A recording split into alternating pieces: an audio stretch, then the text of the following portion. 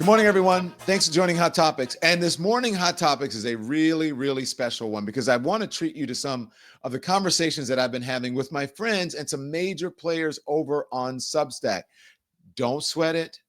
Not to worry for 1 second because I'm not leaving YouTube. I'm not going anywhere. But I am joining Substack to expand our elimination, to have more conversations. It's a chance for more conversations with even more people and more access to me even throughout the day for some of the breaking news I can come on and talk about. So enjoy the chats here. Okay. And if you're enjoying them, then you'll enjoy the other chats as well over at Substack. Just go to donlemon.com, put in your email, and it'll take you right to the Substack page. You can subscribe. You can become a paid subscriber, a non-paid subscriber, whatever you choose to do. But I appreciate your support. Go over to donlemon.com and watch us on Substack. In the meantime, enjoy some of the conversations now that I've been having with some of my friends over there. Here it is. Look pretty because we are live on Substack Live. It has been such a pleasure to use the Substack platform, which has just been a revelation for us here at MeidasTouch to have this platform that elevates independent journalism and reporting. And today we have a legend joining us, a person who needs no introduction and a newcomer to Substack. I think this is actually an exclusive for people. This is his first interview ever here, his first ever Substack Live here. Welcome, Don Lemon, to the Meidas Plus Substack. Welcome to Substack in general. For those who want to follow Don Lemon on Substack, you got to make sure you do that. The Don Lemon Show is absolutely fantastic. I'm excited to see what he does here. You could follow Don's account here on Substack. There should just be a button if you're watching live right now to subscribe, or you could look in the comments. Just go to donlemon.com. It'll bring you right to Don Lemon's new Substack. Don, this is exciting. We're excited to have you here on Substack. Welcome to the club. Thank you, Brett. How you doing? I'm doing fantastic. We're I looking just forward. got a notice on the screen that says Jordy joined. So I have all of the Mycelis brothers here because Ben is there in the corner as well. I'm going to let you guys in on a little secret. Let's hear it. Ben and Jordy and Brett have been very helpful in me doing this independent journalism thing. They've given me great advice. You're great guys, and I love you, and I thank you. And the world should know, and we should all be as supportive of each other out here in independent media as you guys are of folks like me, and I'm sure others that I don't even know about. You know, and Don, I think you've really been leading the way in showing others who had been very successful in the corporate news world. I mean, you know, your career at the other locations that have been, legendary. And then the transition to being independent media and now naturally launching a Substack. So tell us about the launch of your Substack. What brought you to launch the Substack? What are you looking to do on your Substack? And I saw you did a great video, man on the street style, this morning. Tell us about the Substack. So I've been wanting to do it for a while, but I've just had so many irons in the fire, and I've always loved Substack. But I was trying to build, the business and subscribers in a video platform, and now I want to do video and I want to do some writing as well, and I want to be able to do what's in my video. That is tough to do on other platforms, but I think it's going to be very easy to do here, and that is just at any moment just be able to go live instantly and talk to people, because as you guys know, that's where it's at. It's not necessarily with the people in the studio and the suits and the makeup and whatever. It's the man on the street where you get an idea of what's happening in the world. You get a pulse of what's going on. Like Ben, during the election, I think, and Brett, you guys saw during the election, I was doing man on the streets and I said, hey, look, there's a lot of Trump out here. I hate to tell you. And people were really mad at me. So they thought I was curating it, but it ended up being, sort of an indication of where the election was going, sadly, as we know, right? So I like getting a pulse of the people, and that's what I'm going to do with the Substack. You know, it's such a great point because those interviews, I would watch them, and the people wouldn't be able to really explain to you why they were supportive of him, but it was a catchphrase. You know, they were inundated with all of this info, so they would say, businessman, Yeah. Yeah. and I'm like the guys, what is it, 6 bankruptcies that he did? And the thing that got me was one of the first ones that I man on the streets that I did was in Atlantic City. And I said to them, I was like, we're in Atlantic City. You know, Donald Trump had several casinos here and they went bankrupt. Who bankrupts a casino? I mean, the house always wins. So yeah, they didn't really have the information. Um, and I think a lot of it was because a lot of folks listen to the, sort of the brosphere and the podcast, and those, they're not about facts and informing people. They're just, sort of glazing Donald Trump because they just want to keep making money, and they're just, they're bros. It seemed like everybody thought, if I take those interviews that you were doing and then extrapolate it to even what I see now, people, and this was is sick, but a lot of people who voted for him were okay with the suffering of others. They thought, though, that they were in the club. They thought that Yeah. they were in Mar-a-Lago. They thought they had the cheat, that they figured out just when to buy that meme coin or and they Yeah. were gonna get super rich. Now you still do the man on the streets, you still around town, you still speaking to people. Are you noticing vibe shifts, sentiment shifts in what's going on? Smart. You're smart as hell, man. Yes, I am. And you guys see it out there. You see the, I don't know if you can say F, the F word here. You see the F around and find out Say it uh, all. factor. You can say it all. And, as I've been even here in New Orleans on the streets, and some people, they're like, man, I don't know why I did it, but I voted for him, and now my veterans benefits are going away, or you know what I mean. And then there was just a young woman that was interviewed on television. Um, she was a federal worker, and she got fired, and she said, "I voted for him, but I wouldn't vote for him again." I do see a vibe shift. And as you guys have been reporting on, look at these elections that's happened in Pennsylvania. So I think, these elections will probably, hopefully, a canary in the coal mine, and it's going to lead us to, people at least coming to some of their senses and coming back to reality that Donald Trump is a terrible president. He's a terrible businessman. He only cares about himself. He is using the presidency to make money off of it, and he doesn't care. He pretends to care about people, and he's good at it, and he's good at shaping the narrative for something that's not even true, and getting people to believe things that aren't real, that what they hear with their own ears and see with their own eyes. Don, that's why I think in the past 24 hours or so, it's been so interesting to watch the Trump administration kind of show panic for kind of the first time. First, there was the Signalgate story, of course, but then Yeah. yesterday, I think one of the surprising moves was seeing them pull the nomination of Elise Stefanik for UN Yeah. ambassador because they were worried about her special election in a district that Donald Trump won by more than 20 points.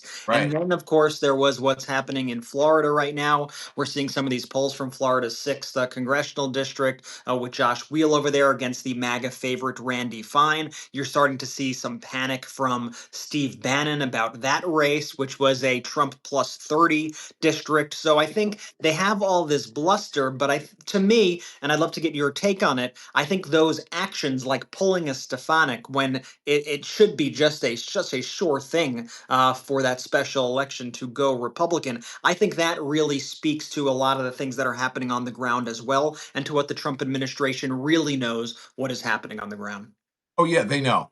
They know what's happening on the ground. I'll just tell you, it's very simple.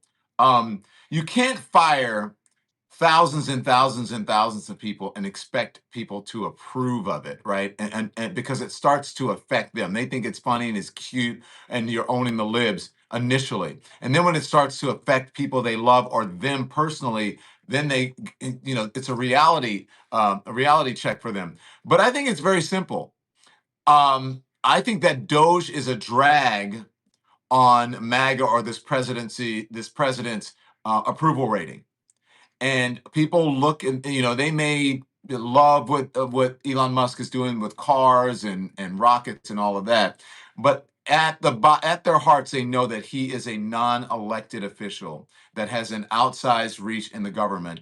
And I just don't think people like people, losing their jobs, seeing people get fired, many just for no reason. So I think, yeah, that's an indication. But I think that's really the biggest indicator is that Doge, the firing of people, and then you have now people are concerned about just scooping up people off the street and just having them disappear.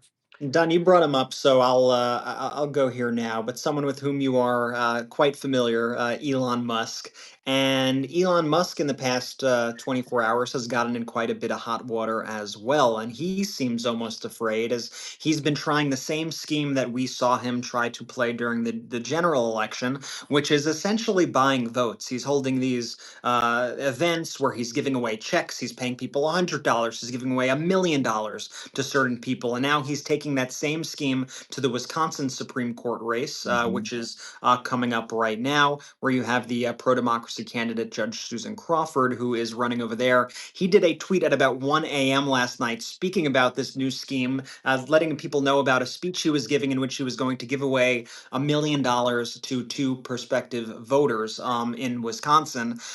Came under a lot of legal fire overnight from that tweet. People saying, I don't think this is illegal. I don't think this is legal at all. Just deleted the tweet in a panic moments ago. Have you ever seen anything like this? Like, people on the right, they like to make these false equivalencies in my mind where they go, but George Soros, but George Clooney, but they'll just throw out the name of somebody. To me, we've never seen anything like this ever in our politics, where it's just so blatant, like what Yeah. Elon Musk is doing. Yeah, I think George Clooney would love to have as much money as George Soros or Elon Musk. I don't know why they even put George Clooney in that same Right. category. And you don't see George Soros, in a governmental job as an official White House advisor. So this is something that's completely different. The thing is that there's so much money in our politics, and when you have unlimited amount of money, and unlimited amount of money as much as Elon Musk does, then you have an outsized influence in our presidential elections and in our government, and people are really concerned about that, and they should be. Ben is the attorney here. He knows what's legal and what's not. I'll let him speak to that. But it is concerning that he has so much money and so much influence over our politics. And again, I don't think people really like that. There may be a faction of the MAGA folks, some of them like it, but I think that the general public, they're not interested in that. And how much money is he given Wisconsin? Is it 10 million so About far? I 20. mean, it was 20, it was 6, and then it was 10, and now it's 20. That's a lot of money. And we need to do something about that much money in our politics. We have to figure it out. By the way, Brett, you mentioned it was a 1 a.m. tweet. I think about that when I was growing up watching that Chris Rock stand up when he was like, if you go to the ATM at 3 a.m. in the morning, there should be someone who says, do not do that. You should not do that. And so I think about, so now with this Trump regime, you need that. If you're on a Signal chat and someone calls it the Houthi PC small group, get out of the chat. Do not be in that chat room. I think that they need Chris Rock's voice there, Don. Oh my gosh. But can we talk about that Signal chat? Yes, you're right about Chris Rock. And Chris Rock had this funny thing. He said, you can tell a neighborhood. He said, you can tell a neighborhood by what the people do. If you go to a neighborhood and there are unemployed white women in, what did he say, in like yoga pants, then that's a good neighborhood. If you go to a neighborhood and there are unemployed black men in sweatpants, you don't want to live in that neighborhood. But can we talk about that text chat? Like, what the fuck was that? What is that? And they're trying to pretend like that it's nothing. And we know it's something. We know that it's. I think it was illegal. I know it's unethical. And I think that it is a breach of national security. But for them to try to pretend that this is nothing, and also on the text chain to treat it like a sporting event, right? Or like a video game. um, Pete Hegseth that's like, okay, they're on the 50-yard line. Now they're on the 30. Okay, he's going to throw a bomb, and he just doing that. And now, it's a field goal. It's like, what are they doing? These are the people in charge of our government. It's like Abbott and Costello. It's ridiculous. I think, Don, why this story's sticking also is it ties everything together, including Doge, including the terminations of the veterans and what they're doing to Medicaid, because this is they've done it with a wrecking ball, with a sloppiness, with a cavalierness, and it shows the emperor has no clothes. Yeah. Behind all of this is abject stupidity also, and so it highlights everything that's happened when all of these people are saying they're the Wizard of Oz and they have this master plan. And then it's like, oh, wait a minute. Who need PC small? This is how you're doing it. You're just a bunch of idiots. And so I think that's also why it sticks. And then the cover up is It's worse than the almost crime. worse than the thing. Yeah, the cover up is always worse than the crime. I don't know. I don't know if you're old enough, Ben, to remember Watergate. But I was around when Nixon. I was a little kid. I remember my grandmother having the Watergate hearings on the We TV. look like we may be the same age, but Yeah, I the was not Watergate. around for Watergate, Don. I was not around for Watergate. You were not around for Watergate. Not around for Watergate. No, not. So I was around for Watergate, and I remember, as I said, the hearings on TV. I remember the president leaving the White House on an airplane doing this and going away, but the cover up in that was worse than the crime. Let me tell, and it's going to be here as well. This is just the beginning. They're trying to ignore it. The only reason I think that they might have some success, is because he's controlling the media, corporate media. Look at all the people who were around him at the inauguration. Look at what all of the corporate traditional news networks are doing. I believe that a lot of them are pulling their punches because they don't want their business screwed up, their mergers and acquisitions and all of that in Washington, D.C. But the reason that it will stick is I believe this is simple and easy. This is like build a wall, right? This is simple and easy. Everyone can figure out what it is. It's not too difficult. And on top of that, well, there's evidence. You see the paperwork, you see the text or whatever. But on top of that, it's just fucking funny. And so that's why I think it's sick, because they look like buffoons. And I see some people in the chat saying, it's not funny in the sense of the real implications. And I would say this. Laughable funny, I mean. Yeah, No, no. But I think, but here's my view of it, Don. I think that part of what fascism wants to do is take away our joy, and they want to take away our laughter. That's why they hate being mocked. That's why they hate when we laugh at them. That's why Donald Trump is such a small person. But I actually think, and this is one of the things I love about your platform, it's why I love your man on the street interviews, and I've always just admired your career and what you've done, even when it wasn't in like the hard news style reporting, is that you've always brought a sense of joy to it and empathy and human interaction. And I'll tell people, I mean, Don, you were at my wedding. Don's like the life of the party and the life of everywhere he goes. Like, that's just who Don is. Before, when Don gets on before live, there's no difference of the Don you see waiting to go live and the Don that you see now. And the reality is that I think that it's things like that that are the solution right now to these difficult times. That we need to laugh, we need to fight, but we need to also be able to look at each other and look at our neighbors and remember that living is about living and supporting people and building communities and having real friendships and not sending posts. Oh, I hate you. Oh, I hate this. It's about growing. And that's why, Don, I'm excited you're on Substack. I'm going to toss it to you. I want to remind everybody, subscribe to Don Lemon's Substack as well. Don. I can talk now, Ben. You can talk now, Don. I can talk about how. You can talk now, Don. I can talk about. I told you guys what good guys that you are, and I do believe that you have to laugh That's why every Friday I try to offer. Here's the thing. These platforms, the independent platforms, is what I've realized is that it can be whatever you want it to be. And people like it when you're authentic. So if I go on, I feel like going live and I say, you know what, I'm going to sing karaoke at the end of my live to make people laugh. People love it.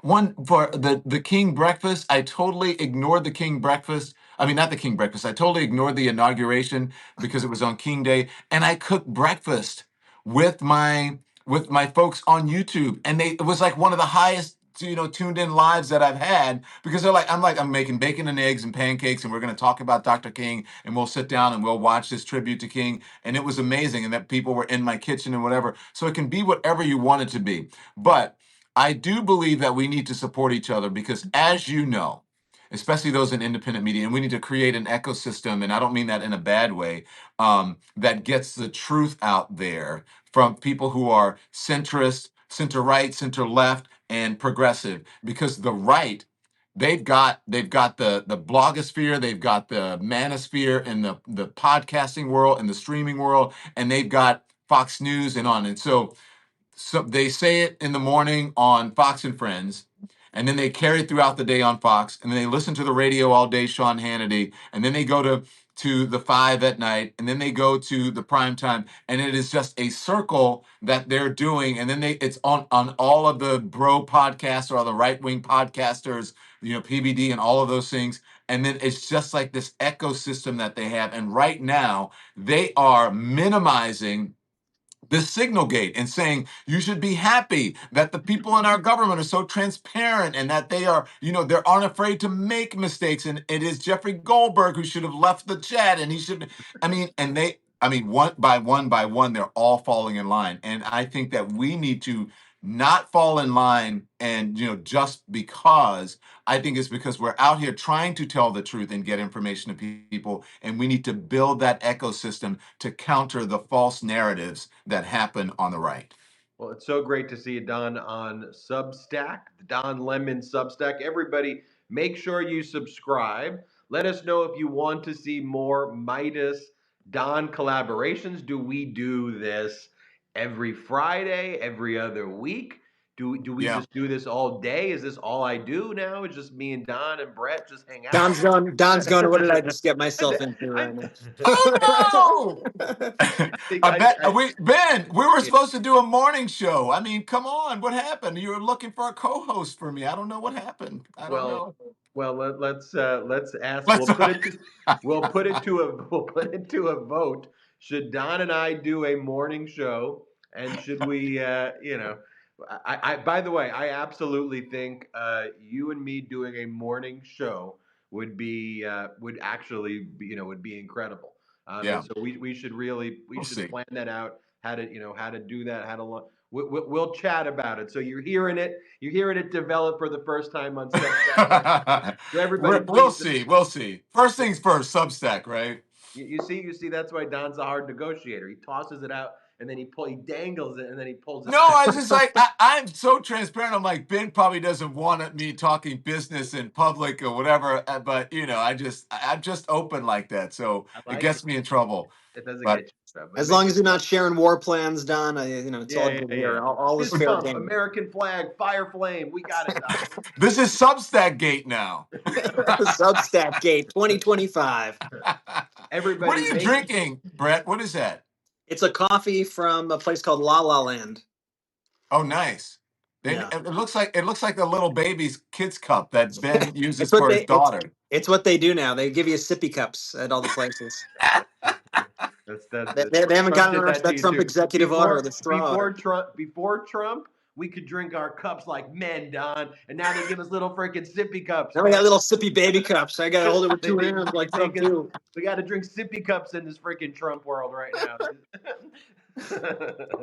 All right, make sure you all subscribe to Don's Substack, please. We'll do more collabs like this. We'll talk about doing a lot more things together. Big day for Don announcing that he's on Substack, which is a great place to be. And it's always great for us to, do these lives with our close friends and let you know, when someone's coming to Substack. So thanks, Don. Thank you, everybody. I'm in New Orleans. Say hi to me at the book festival today. I'm going to the New Orleans Book Festival. I know. I see some Don on the street incoming. Yeah. I love you guys. Thank you. Right, you too. See you, right Don. back at you. See you. Bye, guys. Take care. Bye. Bye, Substack. I'll see you soon. Charles, how does it feel to be in New Orleans?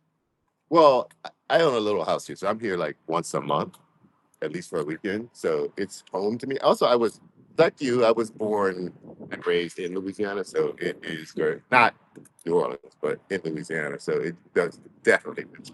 Yeah. So I don't think we're frozen now. So Charles, where are we in this moment? Again, I felt good being here.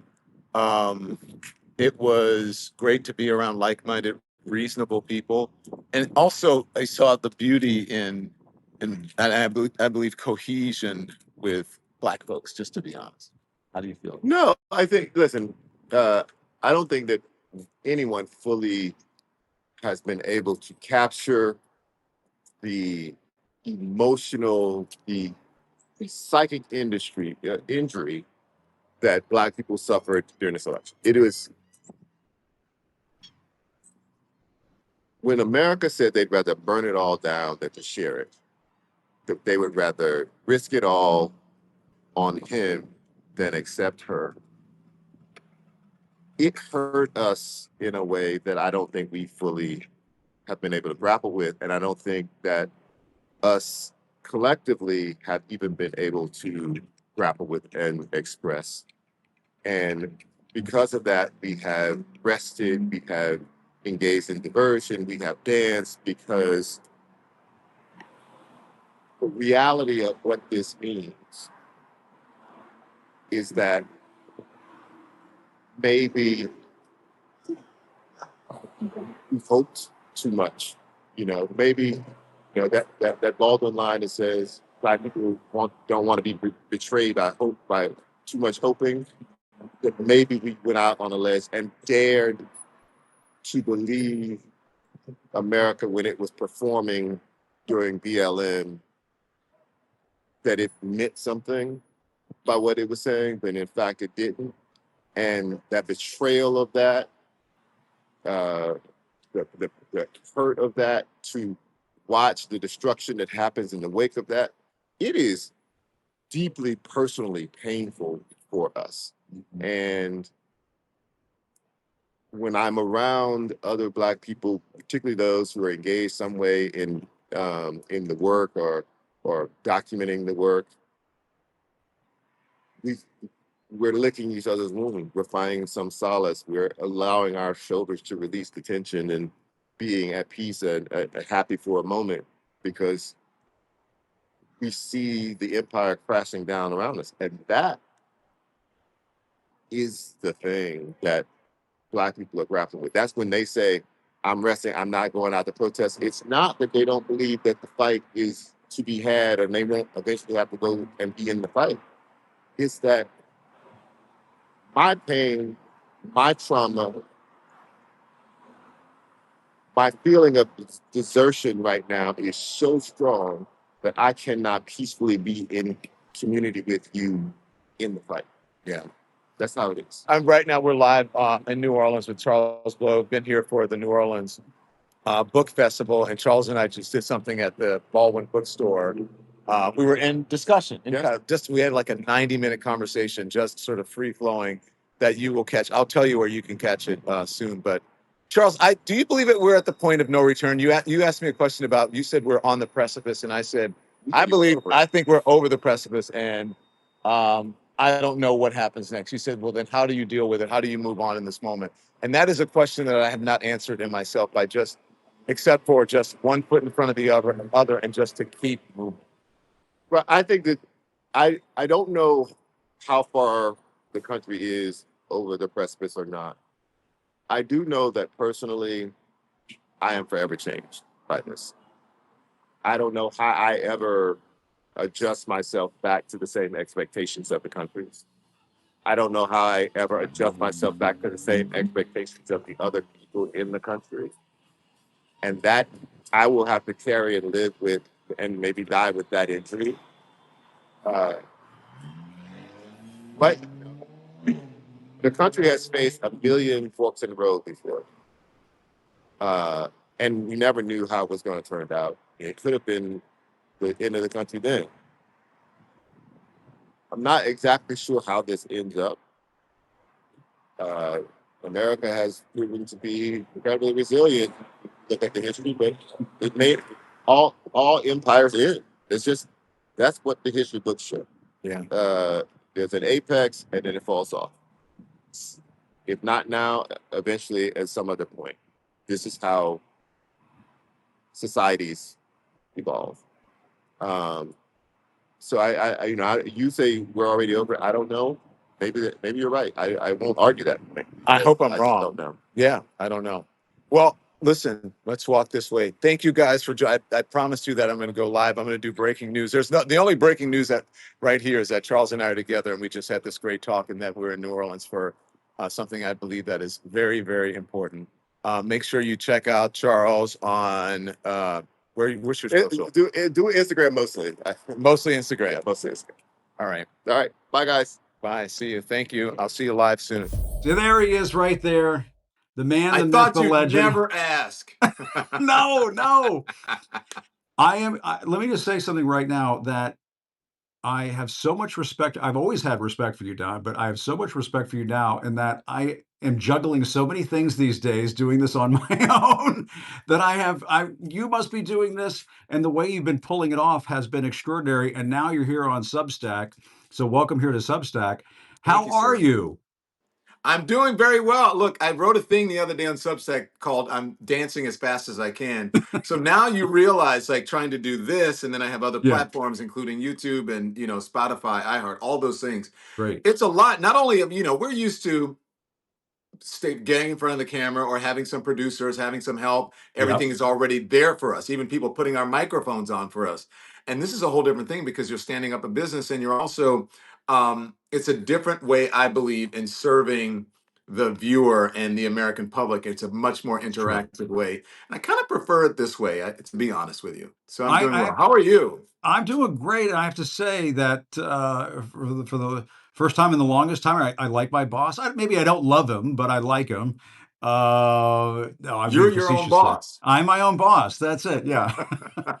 No, but all kidding aside, I enjoy it. It's a lot of legwork, but it is very satisfying in that you kind of control your own destiny a bit more. And it's fun to have conversations like this. And there's not like a producer saying, you got to ask X, Y, and Z, and then we got to get to a Yeah. commercial break and screw all Yeah. that. You and I could just talk. About anything. Like my dog is laying here, I'm waiting for him to start barking, and then the other one is in his crate. He's going to be hungry in a minute. I'll be like, I hope you guys can't hear it, but you know what? The people like it, and I do like Yeah. you don't have to rush off to a commercial break either, which was always very frustrating for me. And I got Duke with me too. And as people have been pointing out in the comments, he's my boss. That's very true. He's one of my bosses. There are several bosses. Yeah, Um, Don, I guess one of the things we should talk about is Cory Booker, because I mean, you and I are news guys, so we like to talk about what's in the news. And this is like perfect Don Lemon TV right here, because he's just showing us. There's Tim Kaine, I think, teeing up another Cory yeah. Booker soliloquy. I guess I said it was a filibuster. Is this I think this is maybe It's just a not an official marathon filibuster, speech. right? It's not technically a filibuster, but Let's just it's like a say, but it's going marathon to be the speech. longest speech in a couple of hours. I think it's going to be the longest speech ever on the Senate floor, but you probably know better about that than me. I Yeah, have a very probing question that inquiring minds want to know. yeah. Everyone wants to know, how does Cory Booker pee? That's I don't so think he true. does. Does he? I think they give him breaks. I think they figure out a way, like a Oh senator will no. come up, start asking a long question and talk for a couple minutes, and Cory will run out, go do that and come back. I don't think he has the astronaut underwear. Remember the astronaut underwear lady? There was that lady Yeah, that which had is basically depends. basically I don't think that's what he's doing. I have to think there's a granola bar involved in that kind of thing. If there's anyone in the chat who knows, but I'm hearing that you can't.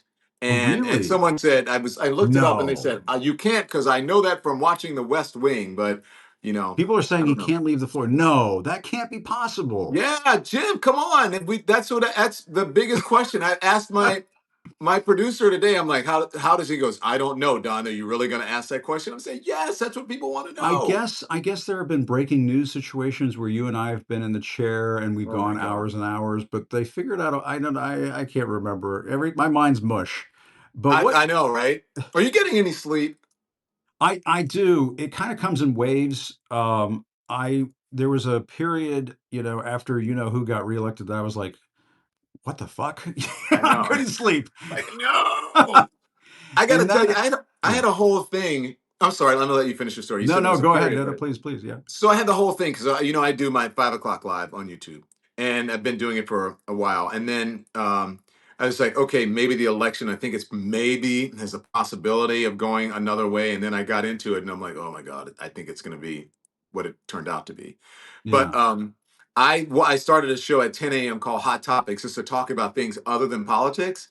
And then Oh, when he cool. was reelected, I said, now I'm going to transition out of this politics and talking about the election and whatever. And then he was reelected, and I said, damn it, because he takes over everything in the He zeitgeist, does. right? He's at sporting events. He's in Right. entertainment. He's in arts now with the Kennedy Center. Like every single thing, I know he's what is going on with that shit. He's taken over the Kennedy Center and he wants the Village People in Kid Rock and all. I mean, yeah, he wants to take over the Smithsonian. I was going to read you this because Donna Brazil wrote an op-ed in the Hill about this, and talking about what Trump is trying to do with the Smithsonian. It's a declaration of war on American history, Donna Brazil wrote. And it is. It Yeah. is. What is happening to this country right now, Don? Well, I wish I could tell you. I think there's definitely the darkest elements and demographics, I believe, of our country are taking over. And look, I hope it's temporary. I hope it's not for 4 years. I hope it's not for 8 years, because you know what he said, right? Yeah. But I think that the underbelly of our culture, of our country, is really coming to fore. I'm not surprised that the country is that there are many people in our country who are so ignorant. There are many people in our country who are really racist, Yeah. and I think that there are many people in our country who are fearful. And the people who I say are racist, they're either racist or fearful of losing their place in society, their preeminence, Yeah. their of having the voice in society, which is understandable, right? No one wants to lose power. No one wants to lose their place in society, but and they deem any sort of leveling of the playing field as discrimination. So finally, Yeah. when folks started feeling some discrimination, not being at the top, they see it as the leveling of the playing field as racist, or that someone else is taking their jobs, or Right. you Well, know what they I tried to mean. take down a statue of Robert E. Lee in Charlottesville, and the alt-right went bananas and had a riot, and a woman died. And yet Donald Trump, in an official proclamation, executive order, can say we're going to get rid of, we're going to have J.D. Vance remove improper ideology, as he calls it, at Mhm. Smithsonian Properties. And to me, it's like, don't you have other shit to do? Like, Exactly. They, don't they you? don't have other shit to do.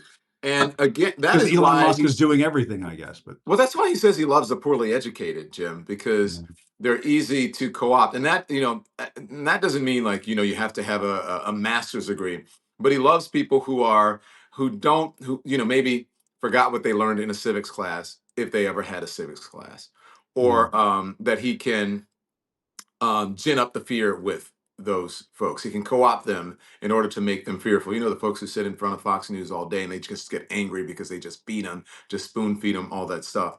So what do they have better to do? Not a lot, because I think a lot of those people are blaming their shortcomings in society on other things, other people, other forces other than themselves. If I don't yeah, accomplish something, if you don't accomplish something, if you don't achieve something, if I don't achieve something, then I blame myself. I say, you know what?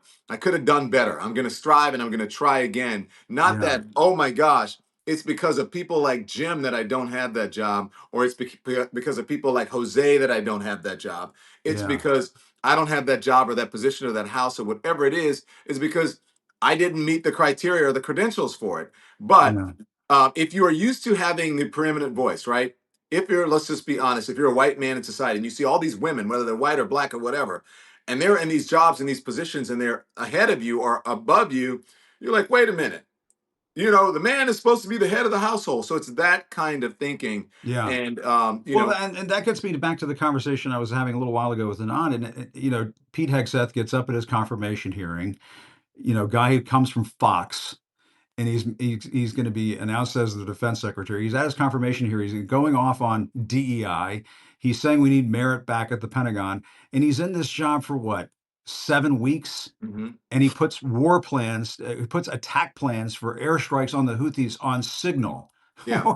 Way to go! I mean, I'm sorry, like that just blows a hole in all of the crap he was peddling up on Capitol Hill. It just pisses me off to no end. Well, it's confirmation for that he is not qualified. Two things Yeah, here. When has America ever been merit based? When you actually think about it, right? And you think yeah, about all the people who are in positions of power, especially, and how all the chances that they've had to screw up this country, and they have in many ways. When you look at the people who are now who have been appointed to positions and confirmed by the Congress and whoever, they're not qualified. You think Pete yeah. Hegseth is qualified to be the defense secretary? Of course, he's not qualified to Right, be right, the right. defense secretary. He reminds me of this boss I once had who did not last very long at the company I was at. And he was extremely overconfident. And it's just basically the same sort of personality and attitude that they think that they're qualified for a job that they're in way over their head and they don't even realize it. They don't realize it. No, And there's you no question. may be familiar with that. I don't know. Yeah, there's some names that are Vaguely. popping in my head. Is there a thought bubble over here that has a face? Let's not go down that road. We're not going down that road. We're not going down that road. But there is one equalizer in all of this, and that is the economy. The economy is something that everybody can feel. Everybody has to deal with. I mean, there are the Scott Bessons who are like, saying all the cockamamie things that he said, and Howard Lutnick. I'm not talking about those people. But when you put tariffs in place that shake Wall Street, that alarm our allies to the extent that they're going to put on reciprocal tariffs, that's going to make the cost of just about everything under the sun go up over the next several months. And I have to think maybe Trump is going to, try to weasel his way out of this and maybe not do all of the things that he's talking about doing. But the economy has already taken a hit. When you have Goldman Sachs saying there's like a 33% chance that we're going to go into recession, nobody was saying that on January 20th. No. That is, we're talking about penetrating that information bubble over at Fox, as you were just referring to over a few moments ago. The economy, if he wrecks the economy, it will do that, and it will wake people up, and it may give this country a chance. I don't know. Not that I'm rooting for a recession or anything, but if what do you they think? hear about it beyond, and look, I don't want to check my 401k. A lot of folks in this country don't have 401ks though. Yeah. If they actually hear the right message, because I will often turn it on conservative channels and they're talking about other things. They're still talking about, transgender and all that stuff. Even when there were, even during the height of Signalgate, when it first started, I would turn on Fox because I want to do my own experiment, and I'm watching and I'm like, when are they ever going to get to Signalgate? And they barely did. They do it through some odd backdoor way of getting into it by asking someone a question, and then the answer is, well, I don't want to talk about that. That's not important. And you're like, okay, that's how they address it. But I just no more than an hour and a half ago, I was just speaking to a farmer who is basically saying, okay, the stock market folks can say what they want, the markets can do what they want. But when you speak to people on the street, that's how you know what is happening. And so the farmers are saying, we're worried about these tariffs. This is not what we signed up for. They're beginning to have, some of them have already had it, but they're beginning to have buyer's remorse because they say the price of their commodities are down, corn. And if he's going to raise the prices in order for them to be able to do business, it's not going to be helpful to them at all. And remember, Jim, those are the people who put food on our tables. That's right. I believe they are always the canary in the coal mine. Those people, our civil servants who they're firing left and right, all of that is going to make a difference, and it's going to penetrate, I believe. That does not motivate people to go to the polls today, hopefully, and vote MAGA. Yeah, I mean, they had to bail out the farmers the last time around. Trump tried to do this stuff, and they're already talking about doing that this time around. You have to wonder what the farmers are doing. They need to change the channel if they're only watching Fox. I mean, the other aspect of this, Don, that we have to talk about is these town halls. I'm curious what you think of these town halls and the way they've just been erupting, because this also says to me that there are some penetrations happening in the Fox News conservative media bubble that is over 40% of this country. When you have people showing up at town halls for Republicans in North Carolina, Nebraska, and screaming at these members of Congress, those are not Democratic plants. Donald Trump, give me a break. Don, you and I could go on the road and go to just about any state in the country, go to any red district, open up a town hall, and I'm sure we would hear people freaking out about what is going on right now. And we have done that, not now, but we have gone and just, we've gone to town halls in other towns, lots of them. Every time, I go out a lot, as you know, and I do man on the streets. I've been hearing about people who have regret. But more to your question about these town halls, I think that the Republicans and the people at those town hall have given Democrats and sort of people and anti-Trump people, they have given them a motivation to get out there and protest and to do something. And I believe that was the impetus for the man that I'm watching on my right here, Cory Booker, to do something, because people have been yelling at Democrats, do something. Do something. And so, yes, the Republican leadership has said, "Oh, don't do any town halls," because they don't want the message getting back. One, they don't Yeah. want the message getting back to the people, but more than anything, they don't want to make their boss look bad, their dear Yeah. leader look bad. So don't get out there, don't hold town halls. We don't want Donald Trump to look bad. And they realize Donald Trump is what he's allergic to is bad press. He hates it. He wants Yeah. everyone to love him. This is not good for him. Yeah. Why do you think, Jim, you've been there? Why do you think he's inviting the press into the Oval Office every single day so he can make sure that he changes the narrative from that negative press to what he wants I it to know. be? I know. And he kind of does it when you and I are on. I mean, is there something going on there? There just might be something happening. He's hate watching us, Don. Is that what it is? He He's is. Look, I think sometimes they're watching because I had a little meltdown, not really a meltdown, kind of, when the whole thing happened with the H-1B visas. And everyone they got online and they were so racist about, why are you letting these Indian people in, the brown people, whatever. And I'm like, Vivek, do you see? Now you see, you get it. yeah. I said the F bomb. I don't know if you can say it on your show. I said the F Ah, bomb a fuck couple it. of Just times. do it. Yeah, fuck it, I'll do it. And so now, and everyone was like, "Oh my God, Don, how did you say that? You can't do it." Oh my gosh, they were pearl clutching. And I Yeah. said to them, people are real people. Adults say F, fuck. They say it. Yeah. We're They not say it. children. The news is not for children. Yeah. And adults Especially speak now. to, yeah, and there are certain words there are certain words that only define the emotion that you're having. And so Yeah. I said, yeah, I'm a real person. And I said that. And now I think they heard me because they were expecting me to apologize, and I'm like, no, I'm gonna do a Trump. I'm just gonna double down. So fuck you. But Exactly. now everybody, I mean, Eric Swalwell, I can't get through without an F bomb. Well, I mean, and when Mayor Pete, who you interviewed, Pete Buttigieg, when he said what a fuck up, I was like, yes, there you finally, they go. must be listening to me. They must be. They are listening to him. And you bring up a great point, Don. And Duke's bringing me a toy. Duke, get over there. All right, hang on. I'm talking to Don. Boomer, get over here. You can't let Duke show you We out. get both of our No, no, dogs no, showing look. here. I'm gonna show you. Look, my my studio is so messy, but look, my dog is like right here. Do you see him? Aw, there he is. There He's he just is. laying there. He's like, whatever. Here's Duke right here. Duke, come here. Say hi to Don. Say hi to Don. Come here. Come here. Come here. Come right here. But they Let's don't go. listen. He doesn't care. You're not the boss. He He's the like just do the boss. damn thing. Boomer, come here, Boomy. He's not even moving. They they Barclays, they where are know us you? too well, Don. They know they don't need to listen. Come here, Boomer.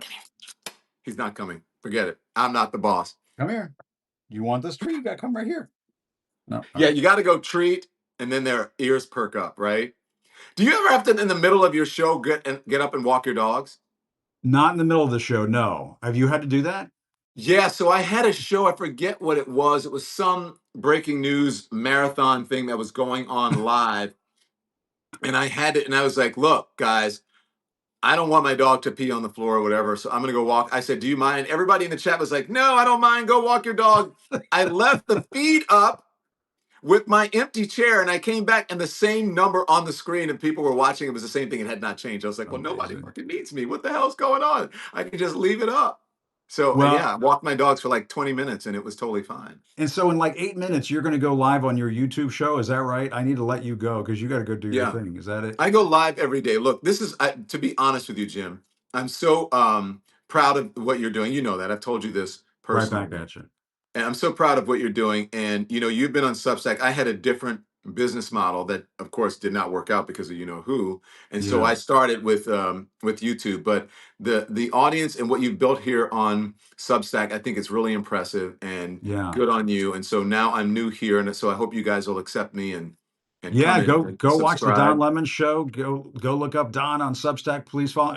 They're following you here now because you're here now. Yeah. Subscribe to Don.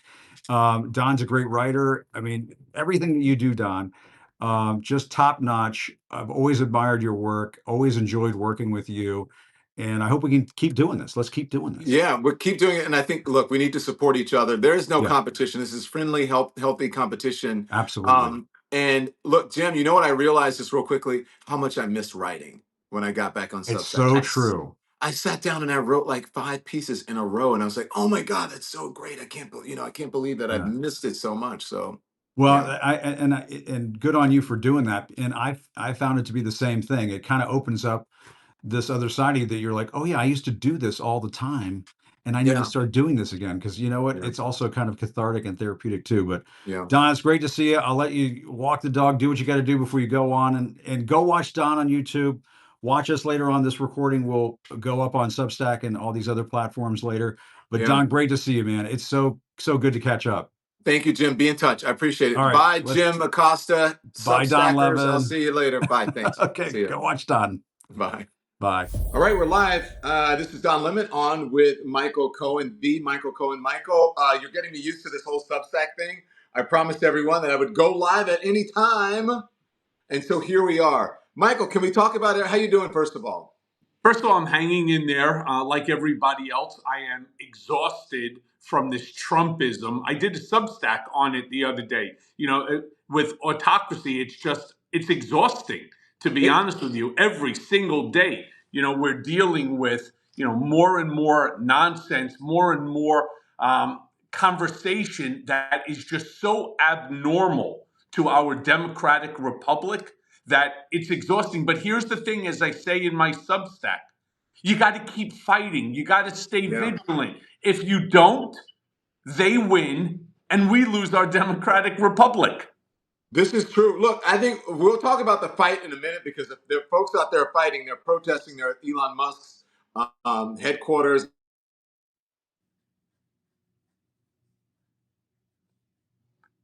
Don, we lost you on sound. We lost you on the sound. How do you feel about Donald Trump, this whole thing about Donald Trump having a second term? Well, this isn't second term. This is third term. A third term, rather. And in his mind, that this is actually really his fourth term. I didn't understand that comment when he was on Air Force One. He said that he technically won in 2020. So this would really then, if he does another one, it would be his fourth term. And I was just sort of confused by the whole conversation. What I do know is that it's in violation of the 22nd Amendment to our Constitution, but Donald doesn't care about either, and neither do his enablers. They don't care about the Constitution. They intend to push the limits of the Constitution, to break them, all in the name of just one man. As you said, the 22nd Amendment begins with this, Michael. No person shall be elected to the office of the president more than twice. It says nothing about consecutive terms, which I'm sure that's going to be, probably what he wants to say is his reasoning is that he didn't get consecutive terms. I think he's probably going to use, I know it's two different offices, he's probably going to use Mayor Bloomberg as an example, who was able to get it through in the legislature in New York. But this would take a whole, constitutional amendment and Congress and everyone to weigh in. This would be something that who knows? You never know with this guy. But I don't think that anyone will have the appetite for. Well, I got to tell you that I agree with you on that, because then you also need, because it's federal, you need a resolution of each of the states with the majority of the states voting for it as well. I mean, we haven't really passed a constitutional amendment in 30 years or something like that. Right. But I tell you something, I don't see it the same as looking at Mayor Bloomberg. I see it as trying to follow in the footsteps of what Vladimir Putin did going back about 12 years ago. You may remember they too had a constitution, and the constitution only allowed a presidency in Russia for 2 terms, just like in America. Yeah. So what did he do? He then nominated Medvedev to be president of Russia, but before leaving office, they created a new position called prime minister. Do you remember? I don't know if you remember this. And I was like, wait a minute, why is this Medvedev now the head of Russia? But he did that so that he could basically run again. What he did, right. So Medvedev at that time became president of Russia, but before the term finished for Putin, who was president, he then created a new constitutional amendment or a law where a prime minister supersedes in terms of authority and power that of the president. So he basically shot that thing down. Now, after the 4 years came and went, Medvedev, like the good soldier that he is, stepped aside, and Putin then changed the constitution, allowing for an indefinite presidency in Russia. This is what I believe Trump thinks that he can pull off here, that he can do the same thing, that you can create a prime minister in this country that would ultimately supersede the power of the president, including taking over the Oval Office. They basically, in Russia, changed everything. And I think that's what Trump is thinking about doing here, too. I never thought of that, Michael. You're so smart about that. That's actually a good way of putting it.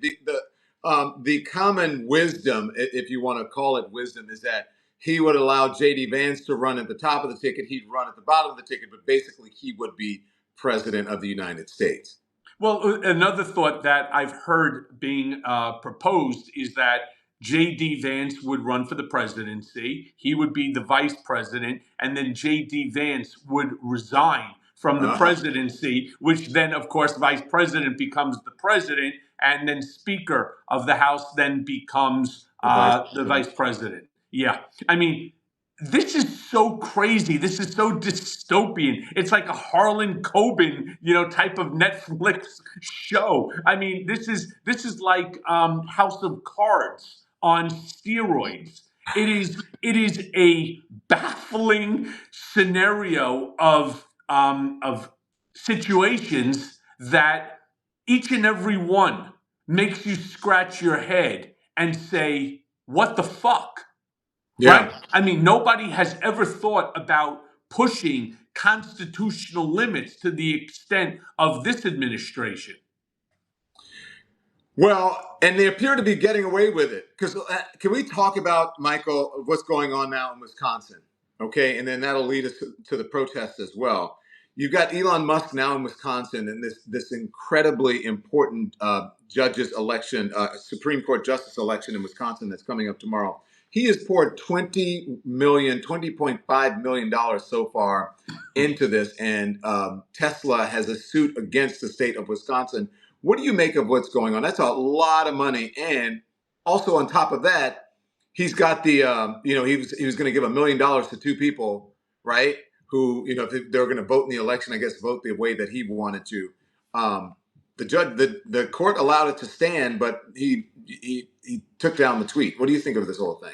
Well, first of all, I'm with you on that one. I mean, this is irregular that somebody can even create a contest amongst supporters that if you sign this petition, you can, in essence, win $1 million, and two people have. This is really not a joke. I mean, this is, again, it makes you scratch your head. The name of this episode between you and I should be "What the fuck," right?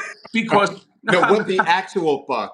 Yeah, what the actual fuck is right. I mean, this is unheard of. No one has ever been allowed to do that before. And as far as, Wisconsin, they are concerned about how these special elections are going, including with Wisconsin, with the judges. Now, how do you know that that's true and that they're concerned about all of these special elections? Well, we just saw Trump remove the nomination of Elise Stefanik, who was supposed to be nominated for head of the United Nations. Well, he was concerned that in light of all of the bad publicity that's going on, from Signalgate all the way to the economy, to the attacks on unions, to the attacks again on our health and Social Security and so on, he's concerned that Stefanik may not have won this special election, or I should say that a Republican would not win the special election, and that would ultimately change the balance of power in the House of Representatives. Remember, it's a very slim majority. That's what he's concerned. So he said, you know what? Elise isn't going. She's going to stay right where she is. She's very popular. Her people don't want her to go. None of that is the reason why. Well, none of that is the reason. Well, they're afraid of losing a seat, Of course. right? Yeah, Sure. yeah. Look, Michael, on Wednesday, by the way, I was just looking at a headline. Wednesday is just supposed to be Liberation Day, and Donald Trump is saying that he's going to impose new tariffs. This is the thing that gets me, is that we're in a completely dystopian society, or world, I should say, right now. And what's up is down and down is up. But you have these people who are out there, and I call them the MAGA brains, where they believe that things are better when they are actually worse. And they believe that things were worse under Biden when they were actually better. The economy. The economy is in the shitter right now. The stock market is in the shitter right now. The cost of goods is going up. Eggs finally leveled out a little bit. But if you look at the actual numbers, and you know this, you're an attorney, numbers don't lie. If you look at the metrics and the things that Joe Biden put in place, the economy was well on track, on par to get back on track. And now it is falling off of a cliff, and people actually think they're better when they're worse. How does that make sense here? Again, what the actual fuck? Yeah, because Trump says so. And what they do is they speak in like fourth grade, fifth grade lingo that they just keep having parroted over and over and over again by whether it's members of the GOP, whether it's community leaders, whoever it is, whether it's their surrogates going on television and parroting the same nonsense. Let me be clear about something. Joe Biden had, before leaving, I think he had 9 consecutive quarters of economic growth, and that's post-COVID, right? So what Trump inherited was a fantastic economy. You had jobless rate down to its all-time historic low. The stock market was at an all-time high. 401ks were through the roof. You had manufacturing on the rise. In comes this new administration with all of their brilliant 2025, their Project 2025 ideology. And all of a sudden, as you said, appropriately and accurately, all of a sudden everything's in the shitter. You have firings of 100 and something thousand jobs, 80,000 from veterans. And those people are going to be on the unemployment line. That's going to add to the unemployment numbers. And also, that's more competition for the people who are out there. It's just, as Kat just said in the thread there, it's fucked up. D-Lemonade, let me say this to you, right? Not only do you have this level of stupidity, firing people that are supposed to help those who have protected our country, our democracy, literally since the beginning of our country, almost 250 years ago. You now have the complete and total dismantling of our Department of Education. Let me go one step even further here. Elon Musk the other day in this ramble meet and greet with people in Wisconsin, he's actually talking about replacing all teachers. So if you are part of TIAA, if you are part of the teachers union, and so he wants to replace all teachers with AI. He believes that AI is far superior because it could tailor itself to your specific learning needs. Well, with all due respect, I think that minimizes significantly the value of not just teachers, but of interpersonal relationship. All right. Yeah. That's the whole problem here. These folks, they don't think like normal people. They don't give a shit like normal people do. They don't care if the price of eggs is $12 a carton or it's $120. It doesn't mean anything to them. That's why you're able to hear these sort of callous comments, even from people coming like Howard Lutnick, Secretary of Commerce, where they say, well, if hypothetically, Don, that your mom is on Social Security and she needs that check to pay for her medication, to pay for rent and for food, and all of a sudden she misses a month. Oh, don't worry, you'll get it. You'll get it the next month after that. And if you complain, they labeled you a fraudster. I mean, just imagine the fucking chutzpah on a comment like that, the gall, because his 94-year-old mother-in-law wouldn't worry about it, means that nobody else's should. The thing is, you mentioned Elon Musk is in Wisconsin, and you said he had did you say a town hall or whatever he was talking?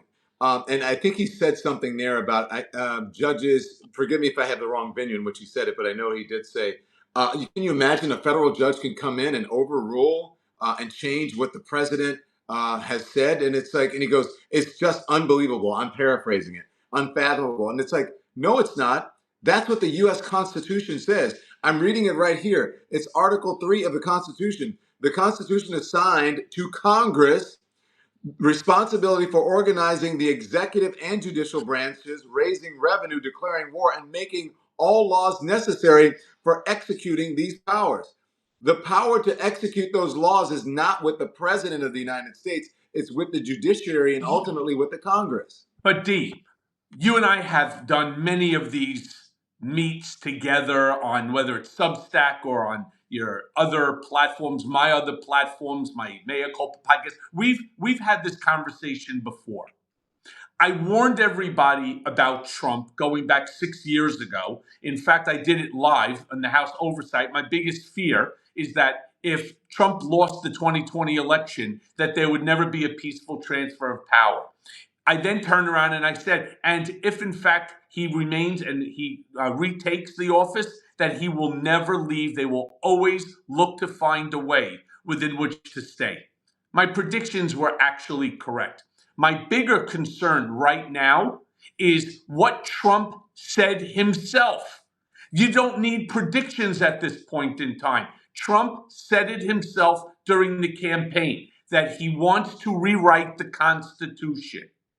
And everybody, and again, I'm talking metaphorically here. He's not going to get a piece of parchment paper, and he's not going to, in his signature style handwriting, rewrite the Constitution. I'm talking metaphorically. What does he want to do?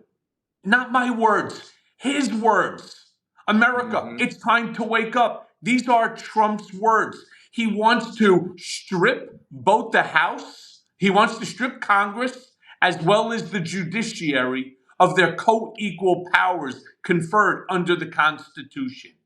And he wants to confer all power to the executive branch, namely the chief executive, namely himself, which doesn't make him a president anymore. It makes him a king, a monarch, the supreme leader, a Führer, whatever he wants, the Pharaoh. Whatever it is that he will want to do, he then becomes the judge, the jury, and the executioner all in one. Do you think it's really hard for him and the folks around him to accept public sentiment around the country? They don't believe it. They'll say these are paid folks, these are paid activists. They can't believe that people are so upset with them that, I'm not saying that it's right, but they are protesting. They are damaging cars. Some things that I don't agree with. Which they should not be doing. Which they should not do. But people are angry, and I don't know if they really understand the level at which people are angry. And if you look at what's happening, even in this town hall, did you see the one in Indiana with, what's her name, Sparks? Yep. Yeah, where they booed her? Sparks. Yeah, from Indiana, Victoria Sparks. And I mean, the people really let her have it.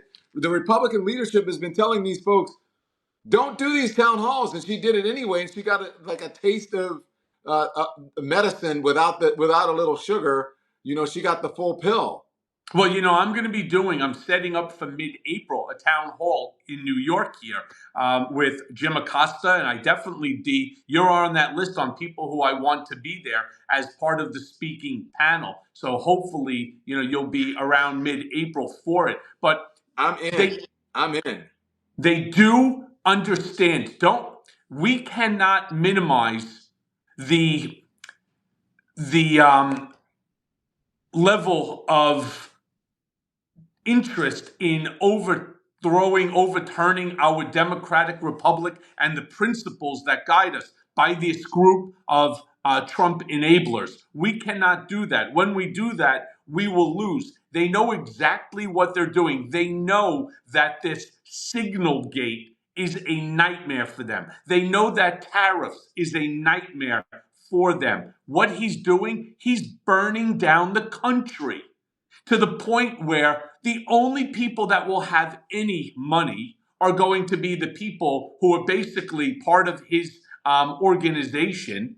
And they are then going to try to figure out how to take full control over the military as well. Because once you control the military and you control all of the finances going on, look, for God's sakes, Don, he promised the farmers that he was going to do something to help them. These tariffs are crippling farmers. I'm not a farmer. I live here in Manhattan, right? I've spoken to several of them. They're so upset, and they can. Many of them voted for him, and now they're like, "What the fuck did I vote for this Well, guy?" I did another Substack on that too, which I call buyer's remorse. Well, tough shit. I've been warning you now forever. Fine, you made the mistake. Let's not make it again. But here's the whole point here. We can't ever take the eye off the prize. We can't drop the ball. We can use all of these euphemisms, these adages as much as we want. We must stay vigilant. We cannot get lulled into a sense of helplessness. These farmers, they're going to get the shit kicked out of them. The United Auto Workers, those dummies that ended up voting for him, despite the fact that Kamala and Biden walked the picket line with them, right? They too have buyer's remorse. D, you know who else has buyer's remorse? Who? The entire Muslim community in Pennsylvania and Michigan. And right? Michigan, what the hell? Well, what the actual fuck? You know who else has buyer's remorse? The whole Venezuelan community in South Florida, right? They all have buyer's remorse because the promises, Don, how many times did we yell this from the rooftop? The promises he's making, they're not real. They're not legitimate promises. They're basically promises to get you to the ballot box to vote for him so that he could effectuate Project 2025. If you read that 922-page manifesto on how to dismantle the United States and its democracy and turn it into an autocracy, they're following the Project 2025 playbook. Yeah, and was warned before. You did, I did, a lot of people did. I like to point out people in the chat, Michael, and your attorney. Can you talk to me about this because I think it's really very important. Her name is Patricia Ann Warner. She says, I'm more concerned that they are taking people off the streets. That is a big concern for me as well. Now, look, if someone is in this country and they're doing wrong and they're here, they're undocumented, and they're committing crimes, okay, I get that. But for a number of these people, many of these people, there's been no due process. And they're not showing any evidence of the alleged crimes or their alleged ties to certain terrorist organizations. What do you make of? And then this young lady, I don't know if you saw the tough students just being taken off the street. She didn't know. She's screaming, and she's crying. I actually read the editorial or the op-ed or whatever it is that she wrote. It was no different than any sort of liberal student from the 60s, 70s, 80s, 90s, 2000. American student would write. So why is she different? It wasn't even that harsh of a criticism. Well, the reason that it's different is because Trump has passed this rule on a concept known as illegal protest. Now, unfortunately for all of us, we have no idea what that even means. There is no definition to an illegal protest other than the fact that the supreme leader himself doesn't like the content, of the statements, of the protests, of the articles, the journalistic articles, and so on. I warned people on this too.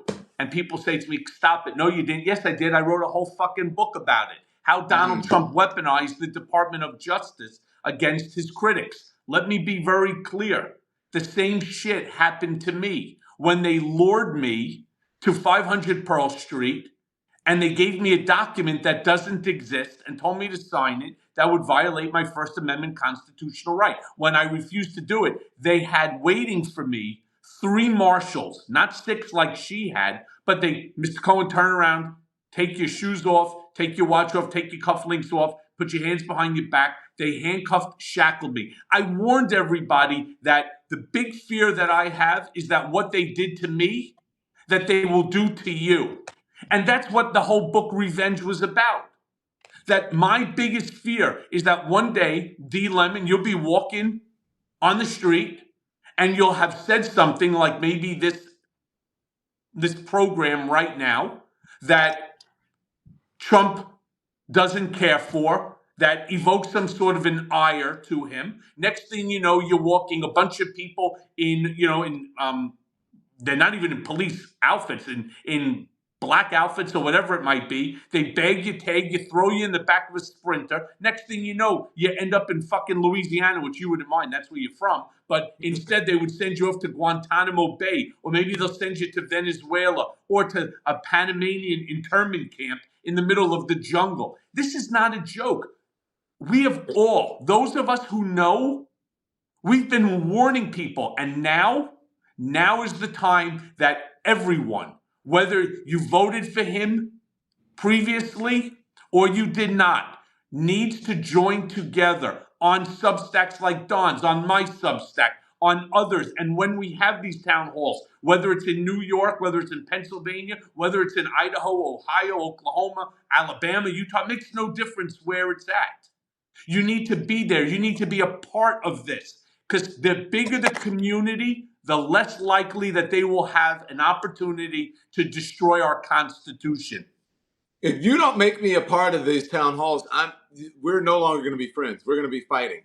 That's all. I'm asking you right now, there's 1,800 people that heard you say you're in, so therefore you are in. I want you to speak. I want you to bring that de-lemonade, anger that comes with, with speaking about these issues, these Project 2025 issues. Look, when you have somebody like MAGA Mike Johnson making a statement. Oh, Lord. I know, here we go. Making a statement that he wants to see America return to a white, Christian, nationalistic country.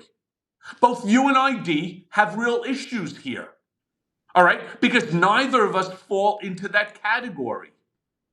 One, right? You may not be white. I am, but I'm not Christian. I'm Jewish, right? And therefore, I'm also not a nationalist, right? I mean, I'm not really sure that any of us are. My point being, where do we go? What do we do? Well, it sounds like some of the names you mentioned in the jungle sounds even better than America right now under Trump. I just gotta say. We may end up in one of those Panamanian jungles or whatever that you were reeling off there. Michael, look, I don't know where we're going and what we're going to do next, but I think as you said, we gotta keep up the fight. You gotta keep up the fight. You gotta keep visible.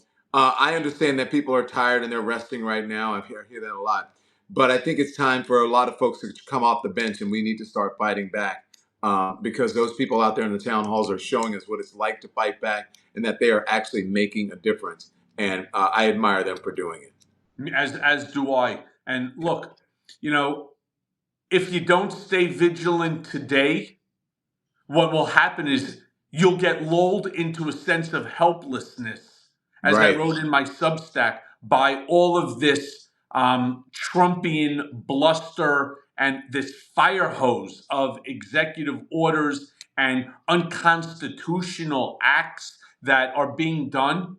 If you don't stay vigilant today, there will be no tomorrow. So you don't have an opportunity any longer within which to just say, okay, I'm going to stick my head in the sand, and in 4 years, I'm going to pull it out and everything is going to be, better. This isn't like a cryogenics chamber, right? That we can all go to sleep and be thawed out in 4 years and come back to a civilization, to a country, to a world where we're not at odds with our allies. We're at war right now with our allies, and we're cozying up to our adversaries. There's something fundamentally wrong with every single thing that's happening today. Michael, someone in the chat, let's see, before I let you go, We the People Act Now. I don't know if you see that. Advice about April 5th. Well, listen, April 5th is a real problem. You're talking about it's really, I think, April 2nd, I think, or is it the 5th? The one where he's going to impose a whole series of tariffs on the That's entire. Liberation Day.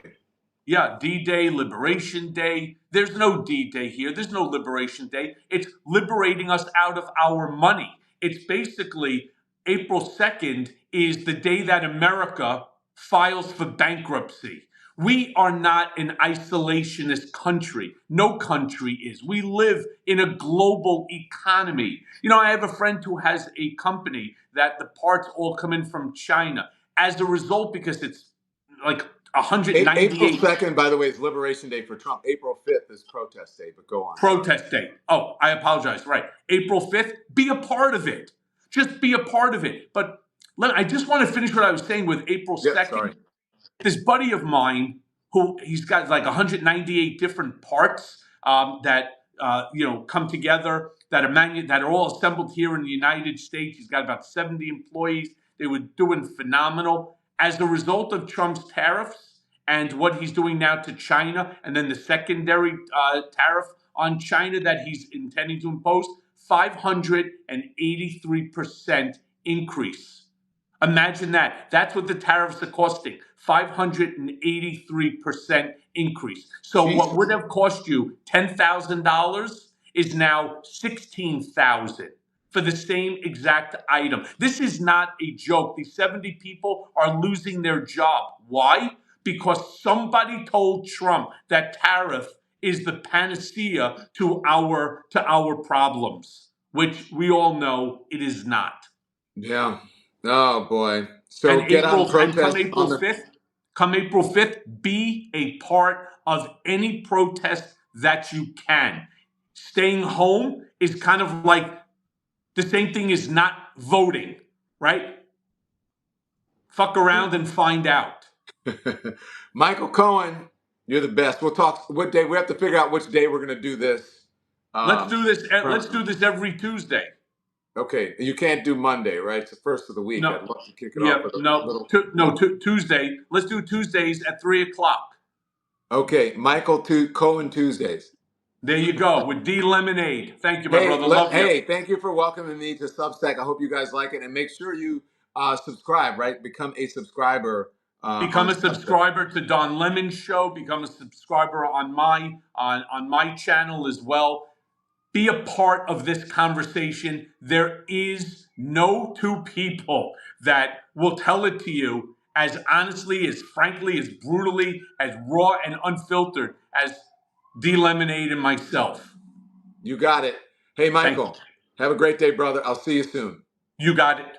All right. See you later. Bye, pal. All right. Bye. All right. So thank you, everybody out there in Substack land. Thank you for welcoming me here. I'm just learning. So is it okay? Am I doing okay? Now, I don't know if you guys know that I am an actual writer. I like to write as well. And I'm not sure if you're reading. I'm doing lots of writing here on Substack. I'm going to release something today. I have two things that I wrote I wrote 4, 5 things over the weekend, just sort of, it was like therapy. I didn't intend on writing the last thing that I wrote about my family. And when I said I'm dancing as fast as I can, I wrote that in the car and on the airplane, but I wrote, I think, 3 or 4 things in my hotel room this weekend. I was there doing some work. And so I would suggest that you go onto my Substack and read some of the things. I'm not just like a video person and an anchor or TV, whatever, creator or whatever it is. I'm actually a writer. So go and write. And thank you for your support. Get on, support me. If you can become a paid member, that would be fantastic. And even if you just become a subscriber, it would really, or a paid subscriber, that would be fantastic. And also check me out. Remember, I'm also on the YouTube at 10 a.m. Eastern every day live, and at 5 p.m. Eastern every day live as well. I want you to be brutally honest with me. Tell me what you think of the things that the writing, the articles that I put on Substack. Let me know what you think, okay? And I also will come on sometimes just to read your comments. I love to read the comments from the folks. As you know, I've been reading the comments to Michael Cohen from some of the things that you guys are saying on this platform, because I want to know what's on your mind. And then I'll do some live from the streets, maybe some live man on the streets for you as well. Okay, so check it out. Tell everybody about it, and I will see you, if not here later, I'll definitely see you at 5 o'clock Eastern over on the YouTube. Okay, Bye, guys. I appreciate it. See you soon. Thanks everyone for watching. Your support means the world to us. So make sure you hit the like button and you subscribe to our channel to make sure that you never ever miss a video. We're live every day, 10 a.m. Eastern time. We drop even more content at 2 p.m. Eastern and 5 p.m. Eastern. And if you want more Don Lemon Show content, we'd love for you to become a member of the Lemon community, where you will receive access to special community posts. You'll get exclusive content and members only live shows. So head over to our channel page or click the join button on this video. Again, thank you for watching. We appreciate your love and your support, and we will see you next time.